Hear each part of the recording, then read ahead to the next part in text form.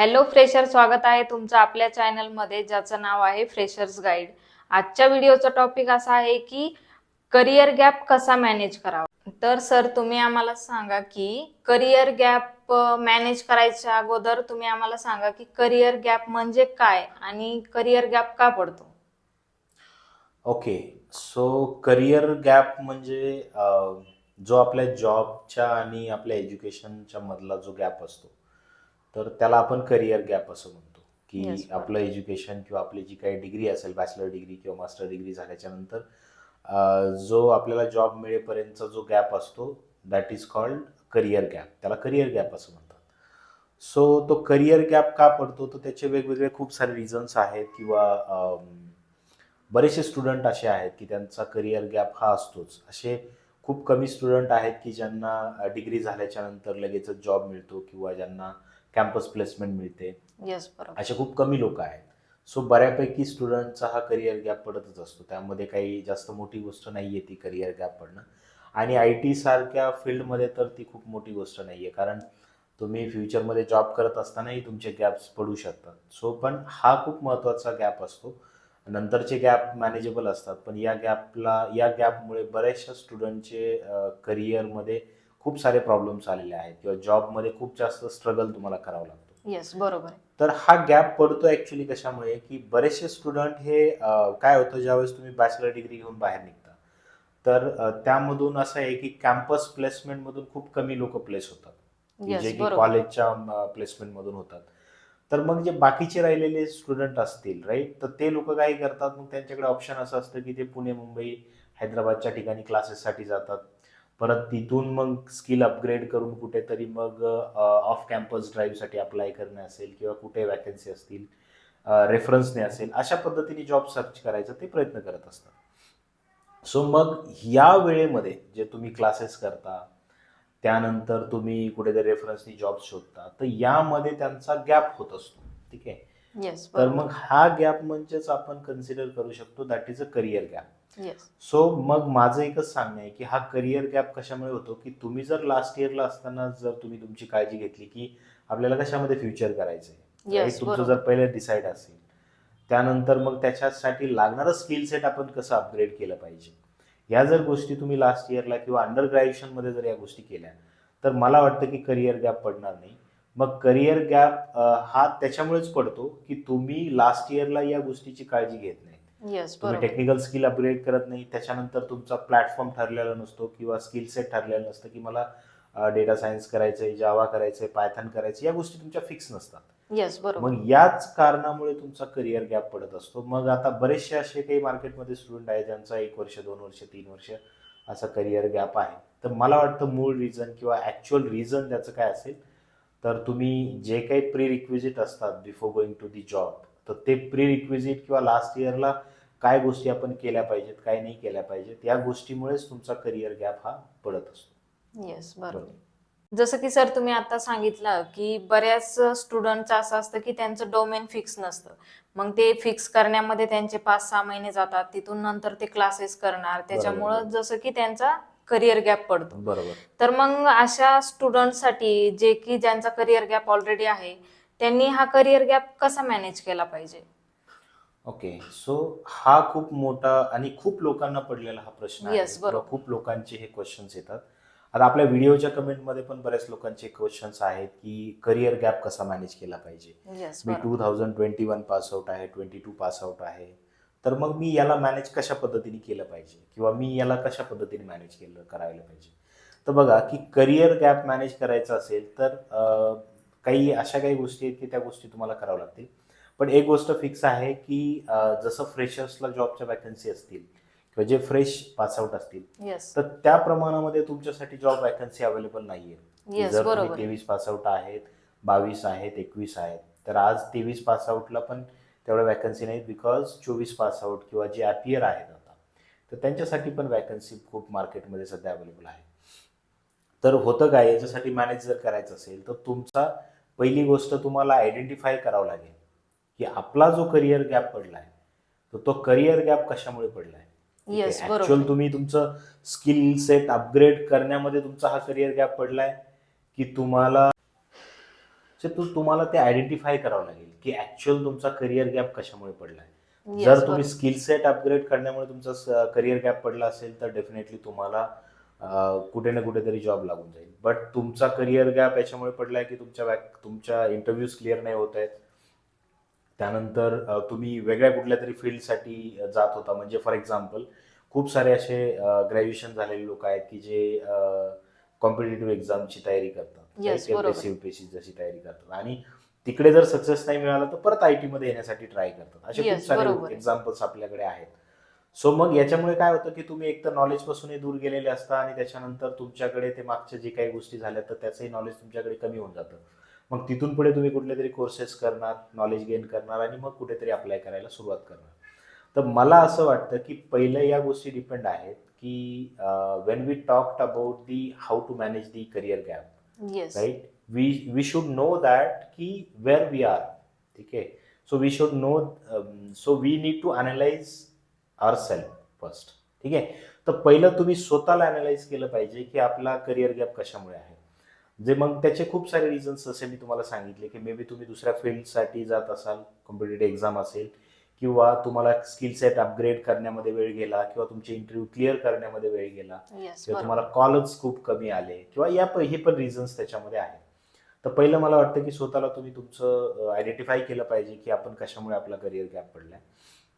दुसरी गोष्ट आहे की जर तुम्हाला करिअर गॅप मॅनेज करायचं असेल तर याच्यामध्ये आता जो ड्युरेशन असतो, बरोबर आहे, Yes. की 1 वर्ष 2 वर्ष जो ड्युरेशन आहे, तर त्या ड्युरेशनमध्ये तुम्ही काय करा, सर्टिफिकेशन्स करून घ्या. बरोबर आहे, तुमच्याकडे Yes, टाइम बरोबर. आहे तर ते सर्टिफिकेशन्स करून घ्या. त्याच्यानंतर तुम्ही काही वेगवेगळे कोर्सेस असतील, राईट, तुमच्या स्किल सेट रिलेटेड, तर ते वेगळे ॲडव्हान्स कोर्सेस करून घ्या. जेणेकरून काय होईल की आता बरेचसे आता कंपनीज आहेत, बऱ्यापैकी कंपनीज, असं नाही की पूर्णच वॅकन्सी त्यांच्यासाठी क्लोज होऊन जातात, असतात वॅकन्सीज, बट थोडे कमी वॅकन्सीज आहेत, राईट. म्हणजे Yes, बरोबर. फ्रेशरपेक्षा तुम्हाला बॅक जर तुम्ही 2-3 वर्षापूर्वी असाल, गॅप जर असेल तर तुमच्यासाठी वॅकन्सी कमी आहेत. तर त्या पिरियडमध्ये तुम्ही जसं मी सांगितलं, सर्टिफिकेशन्स करा, स्किल सेट तुमचं अपग्रेड करा.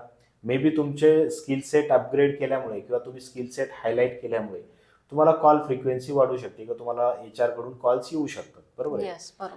दुसरी गोष्ट अशी आहे की मला वाटतं की या करिअर गॅपमध्ये दाखवण्यासारखं तुमच्याकडे इंटर्नशिप हा एक खूप बेस्ट ऑप्शन आहे. Yes, बरोबर. की लाईव्ह प्रोजेक्ट्स आणि इंटर्नशिप या दोन्ही गोष्टी तुम्ही त्याच्यामध्ये दाखवू शकता.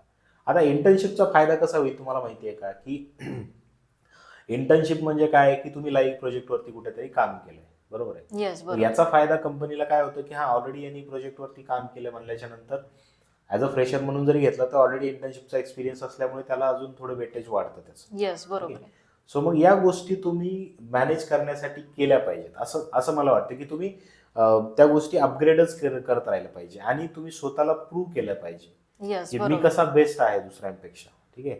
जर तुम्हाला जर 4-5च कुठून तरी कॉल येत असतील, वॅकन्सी मिळत असतील, किंवा 4-5च इंटरव्ह्यू तुम्हाला फेस करायला मिळाले असतील, तर त्याच्यामधून तुम्हाला कसं बेस्ट काढता येईल हे तुम्ही बघितलं पाहिजे. करिअर गॅप मधल्यांना मला असं सांगणं आहे की आता बरेच मार्केटमध्ये अशा पण गोष्टी चालल्या आहेत की ज्यांचा करिअर गॅप आहे तर फेक एक्सपिरियन्स लावून तुम्ही जॉब जॉईन करू शकता. Yes, बरोबर. मला असं वाटतं की याच्यामध्ये मॅनेज करण्यासाठी तुमच्याकडे काय आहे, तर तुम्हाला स्किल सेट अपग्रेड करणे, Yes. त्यानंतर तुम्ही सर्टिफिकेशन्स करून घेणे, आणि त्यानंतर तुमचे रेफरन्सवरती जास्त तुम्ही फोकस केला पाहिजे. Yes, की जे बरोबर. कोणी तुमचे कलिग्स वगैरे असतील, जी काही ऑलरेडी प्लेस्ड आहेत, तर त्यांच्याकडून तुम्ही रेफरन्स घ्या. बऱ्यापैकी ते रेफरन्सनी जॉब फुलफिल केले जातात. तर रेफरन्स घ्या, वेगवेगळ्या साईटवरती अप्लाय करा, कंपनीच्या करिअर पोर्टलवरती जाऊन अप्लाय करा. मे बी तुमचा हायलाईट केलेला स्किल सेट बघून, तुमचे सर्टिफिकेशन्स बघून तुम्ही पासआउट जरी गॅप असेल तरी डेफिनेटली तुम्हाला कॉल तिथून येऊ शकतो. येस. जसं की सर तुम्ही आता सांगितलं की तुम्ही स्किल सेट अपग्रेड केलं पाहिजे. जसं की तुम्ही अपडेट राहिलं पाहिजे बरोबर, एक्झॅक्टली. वेबसाईटवर किंवा कंपनीचे जे काही वेबसाईट आहेत, रेफरन्स आहेत, तुमचे फ्रेंड असतील, कलिग्स असतील तसं. बरोबर. पण अशामध्ये असे पण अनेक लोक आहेत की ज्यांचा करिअर गॅप आहे, ते लोक फेक एक्सपिरियन्स लावून जॉब जॉईन करायचं बघतात. तर मग तुमच्या मते हे चुकीचं आहे की बरोबर आहे? नाही, बरोबर आहे. आता फेक एक्सपिरियन्स लावून करिअर गॅप असेल तर काय होतं की तुम्हाला जर कॉल जर आलेच नाही, काय असतं की नवीन फ्रेशर्स त्यांना मार्केटमध्ये मिळतात, त्यामुळे काय होतं की बऱ्यापैकी जे एक्सपिरियन्स लोक आहेत जे फ्रेशर लोक आहेत की Yes. Career gap with career gap, तर त्यांना कॉल येत नाही. तर बऱ्याच लोकांनी हा ऑप्शन चूज केलेला आहे Yes, बरोबर की आहे. एक्सपिरियन्स लावून आपण ट्राय करूया. तर एक्सपिरियन्स लावून जाणं हे किती बरोबर आहे किती चुकीचं आहे हे आताच आपल्याला काही डिफाईन करता नाही येणार. किंवा पण कसं आहे की तुम्हाला जर जॉब ऑपॉर्च्युनिटी मिळत असेल कुठल्या Yes. ना कुठल्या वेने, तर Yes, तुम्ही ती घेतली पाहिजे. तर मला असं वाटतं की फेक एक्सपिरियन्स लावून जरी तुम्ही गेला असाल, जर त्या गोष्टी मॅनेज होत असतील तर तुम्ही डेफिनेटली गेलं पाहिजे. पण त्यानुसार तुमच्याकडे स्किल सेट पण तसं असलं पाहिजे. येस, बरोबर फॉर आहे. एक्झाम्पल तुम्ही 2 वर्ष एक्सपिरियन्स दाखवताय, तर तुमच्याकडे तसं स्किल सेट पण असणं खूप गरजेचं आहे. येस, बरोबर. बरोबर आहे. सो पण आता काय झालंय की बऱ्याचशा कंपनीज आता पीएफ मागतायत, बरोबर, इव्हेंट नंबर, त्यानंतर फॉर्म 16, येस. या गोष्टीमुळे आता फेक एक्सपिरियन्स खूप कमी झाल्यात गोष्टी. आणि फेक एक्सपिरियन्स लावून जरी गेलात तरी तुम्हाला खूप साऱ्या प्रॉब्लेम्सला फेस करायला लागतं. पीएफ Yes, मुळे बरोबर. असेल किंवा फॉर्म 16 मुळे असेल. तर परत त्या गोष्टी रिवाईज करण्यापेक्षा माझं तर असं मत आहे की तुम्ही ॲज अ फ्रेशर म्हणूनच जा. तुम्ही थोडंसं वेट करा. वेळ झाला तरी चालेल, कुठून रेफरन्सने कुठेतरी जॉब जॉईन करा. ॲज अ फ्रेशर कुठेतरी स्टार्ट करा. येस, बरोबर. आणि स्टार्ट केल्याच्या नंतर तुम्हाला माहिती आहे की मार्केटमध्ये परत तुम्हाला काहीच प्रॉब्लेम येऊ शकणार नाही. ठीक आहे. सो तुम्ही स्टार्ट केलं पाहिजे. तर मग त्याच्यासाठी ज्या काही गोष्टी मी सांगितल्या, स्किल सेट असेल, सर्टिफिकेशन्स असतील, हायलाईट करा तुमचे स्किल सेट्स आणि Yes, त्या बरोबर. पद्धतीने तुम्ही ग्रो करू शकता. पण फेक एक्सपिरियन्स ऑप्शन मला नाही वाटत की that is a better option. कारण आता पीएफमुळे किंवा बँक स्टेटमेंटमुळे किंवा फॉर्म 16मुळे खूप लोकांना त्याचे प्रॉब्लेम्स यायला लागलेत. आणि ज्यांना प्रॉब्लेम्स आलेत तर मग ते परत प्रॉब्लेम सॉल्व्ह करणं खूप अवघड जात आहेत त्या गोष्टी. सो त्याच्यामुळे मला असं वाटतं की बेस्ट वे इज की तुम्ही स्वतःहूनच ट्राय करा. ठीक आहे. आणि जर त्या कुठल्या गोष्टी मॅनेज होत नसतील, तुम्हाला एक्सपिरियन्ससाठी पाहिजे असेल किंवा इंटरव्ह्यूज कसे दिले जातात, तर तुम्ही एक्सपिरियन्स लावून तुम्ही इंटरव्ह्यूज देऊ शकता. या गोष्टी कसं आहे, मग कशामुळे लोक त्या गोष्टीकडे जात आहे की खूप लोकांना ते सक्सेस आहेत त्या गोष्टीमध्ये, येस, फेक बरोबर आहे. एक्सपिरियन्समध्ये. सो मग त्या पद्धतीने म्हणून बरेच लोक फेक एक्सपिरियन्स लावून जाण्याचा प्रयत्न करतायत. पण जर तुम्ही स्वतःचं स्किल्स जर तिथे दाखवत असाल तर मला नाही वाटत ती गोष्ट कुठे चुकीची असेल. येस, बरोबर आहे. हा, तर सर मग जर इंटरव्ह्यू मध्ये जर तुम्हाला विचारलं की करिअर गॅप रिलेटेड जर काही क्वेश्चन विचारला तुम्हाला, तर म्हणजे आम्ही कसं आन्सर करायला पाहिजे आणि काय करायला पाहिजे? बरोबर आहे. इंटरव्ह्यूज मध्ये किंवा HR हे क्वेश्चन्स विचारतातच तुम्हाला की येस, करिअर बरोबर. गॅप का पडला किंवा या ड्युरेशन मध्ये तुम्ही काय करत होता. तर त्यावेळेस तुम्ही खूप कॉन्फिडंट असले पाहिजेत. कारण तुमचं जे काय आन्सर असेल ते ऑनेस्ट असलं पाहिजे आणि कॉन्फिडंट आन्सर असलं पाहिजे. येस, बरोबर. बिकॉज तुमच्याकडे ऑप्शन आहेत किंवा याच्याकडे ऑप्शन्स काय आहेत, म्हणजे जर तुम्ही काही करत असाल, कॉम्पिटेटिव्ह एक्झामची तयारी असेल किंवा तुम्ही वेगळीकडे जॉब कुठे शोधत असाल, तर त्या गोष्टी तुम्ही सहज सांगितलं पाहिजे की I was doing that things, but मला तिकडे सक्सेस नाही मिळालं, त्यामुळे मग मी परत इथे या गोष्टी कंटिन्यू करायचा प्रयत्न करतो. येस, बरोबर. सो ते सांगताना तुम्ही खूप कॉन्फिडंट असणं खूप गरजेचं आहे. तर त्या गोष्टी तुम्ही डेफिनेटली सांगितल्या पाहिजेत. दुसरी अशी गोष्ट आहे की मला असं वाटतं की तुम्ही आन्सर करताना असंही करू शकतो. सो तुम्ही तसं सांगितलं पाहिजे की I have worked on my personal development and now I am fully ready to contribute 100%. Right. Yes, या बरोबर. गोष्टी तुम्ही सांगितल्या पाहिजेत स्वतः. ठीक आहे. सो त्यावेळेस काय होतं, HR ला पण वाटतं किंवा इंटरव्ह्यूला पण वाटतं की हा जे काही आन्सर आहे ते जेन्युन आहे. सो त्याच्यासाठी आपण कुठल्याही गोष्टी फेक नाही दिल्या पाहिजेत. किंवा तुम्ही हेही सांगू शकता की मी 2-3 इंटरव्ह्यूज दिले, बट त्याच्यातून मला खूप साऱ्या गोष्टी शिकायला मिळाल्या किंवा माझं जे काही टेक्निकल स्किल सेट कमी पडत होतं, कुठे मी कम्युनिकेशन स्किलमध्ये कमी पडत होतो, तर ते मी कॉन्फिडंटली या सगळ्या गोष्टी तुम्ही आन्सर केल्या पाहिजेत. या आन्सरमुळे तुमचं रिजेक्शन होईल अशा कुठल्याच गोष्टी नसतात. माझ्याकडे तर अशी कुठली केस नाही आली किंवा मी कधी ऑब्झर्व असं केलं नाही की या क्वेश्चनमुळे तुमचं रिजेक्शन होऊ शकतं. बट जे काय आन्सर असेल तुमचं, तर ते खूप कॉन्फिडंटली तुम्ही ते आन्सर केलं पाहिजे. तर असं Yes. मला या गोष्टी वाटतात.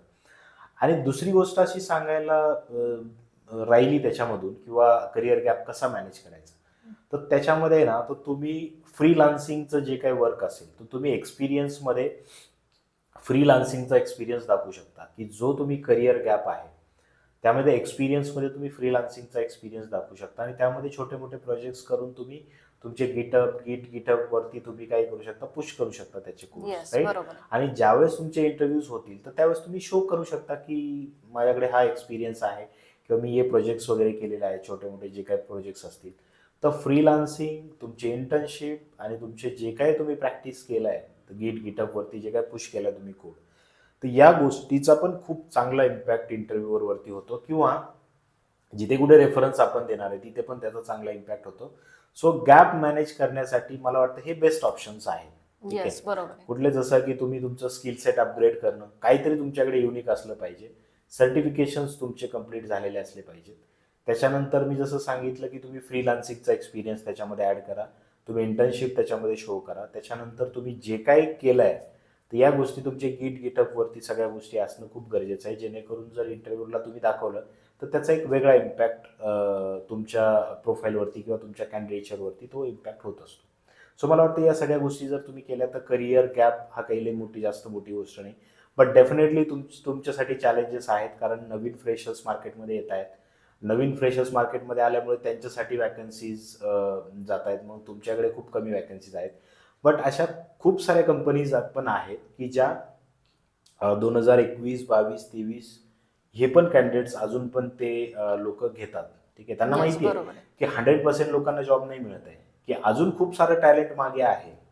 जे काही प्लेस झाले तर ते कमी लोक आहेत पर्सेंटेज वाईज, आणि मागे पण खूप लोक आहेत की ज्यांच्याकडे पण नॉलेज आहे. सो येस, मग बरोबर. अशा खूप साऱ्या कंपनीज आहेत की फ्रेशरपेक्षा ज्यांचा करिअर गॅप आहे तर त्यांना पण प्रेफरन्स देतात, कारण त्यांनी जे शिकलेले असतात त्या गोष्टी, तर त्यांच्याकडे काय हँड्स ऑन एक्सपिरियन्स किंवा फ्रीलान्सिंग असेल, त्यानंतर इंटर्नशिप असेल, याचा एक्सपिरियन्स असल्यामुळे तेही लोक चांगल्या पद्धतीने काम करू शकतात. म्हणून ज्यांचा कोणाचा करिअर गॅप असेल तर त्यांना माझा असा सल्ला असणार आहे की तुम्ही तुमचं स्किल सेट अपग्रेड करा, तुम्ही सर्टिफिकेशन्स करा. त्याच्यानंतर तुम्ही तुमचं जे काही कोड करताय, ज्या काही गोष्टी तुम्ही करताय, तर ते गिटअपवरती पुश करत राहा आणि रेफरन्सने जॉब शोधायचा प्रयत्न करा, कारण नोकरीवरून लिंक्डइनवरून तुम्हाला कॉल फ्रिक्वेन्सी खूप कमी असणार आहे.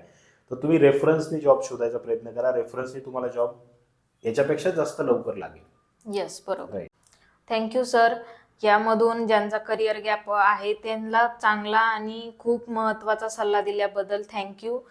यामधून त्यांना नक्कीच फायदा होईल, आणि तुमचे काही क्वेश्चन असतील तर कमेंट बॉक्समध्ये कमेंट करा, त्याचेही सर आन्सर देण्याचा प्रयत्न नक्की करतील.